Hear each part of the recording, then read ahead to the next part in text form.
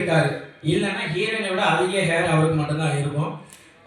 அந்த மாதிரி அதே போல் நாங்கள் ரவி மகேஷ் சொல்ல வேணாம். ஏன்னா அவர் டைரக்டர், அவர் டான்ஸரு, அவர் எல்லாமே பண்ணுவார். திடீர்னு அவர் டக்குன்னு அடிக்கணும் இப்படி நடினுவார் அப்படின்னு திரும்பி வைப்பான். டைரக்டர் மாறி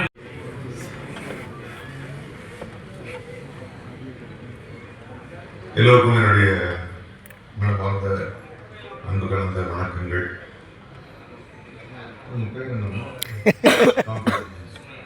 சுமையா இந்த 40 வருஷமா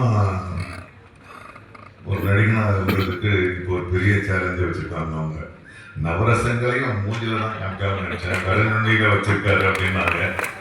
I'll take this challenge. I'll try to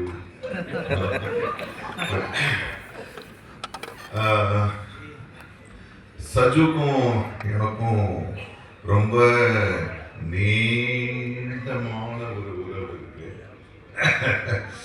Hari கூட அவர் அசிஸ்டண்டாக ஒர்க் பண்ணும்போது சில நிகழ்ச்சிகள் அவருடைய நம்பர்களுக்குள்ள பகிர்ந்துட்டு போகணும்னு நினைக்கிறேன்.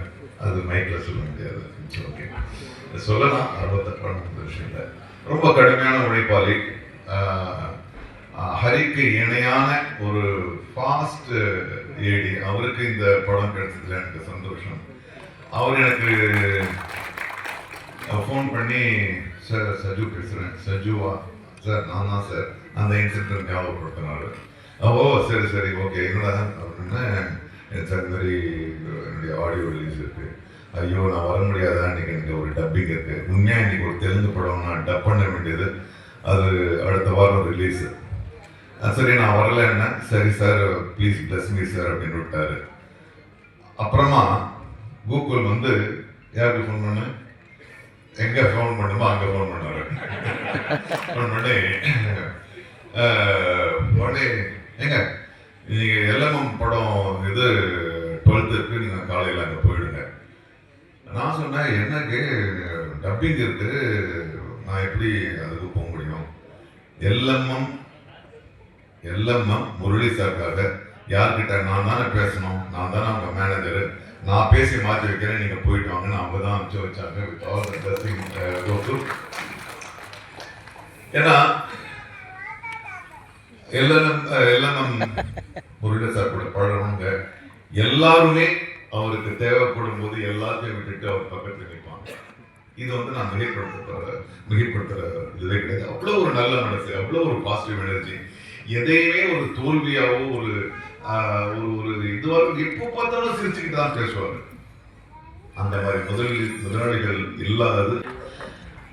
இன்னைக்கு நிறைய வர்ற படங்களை, நேற்று ஒரு படம் பார்த்தேன், போக்கின்னு ஒரு படம்.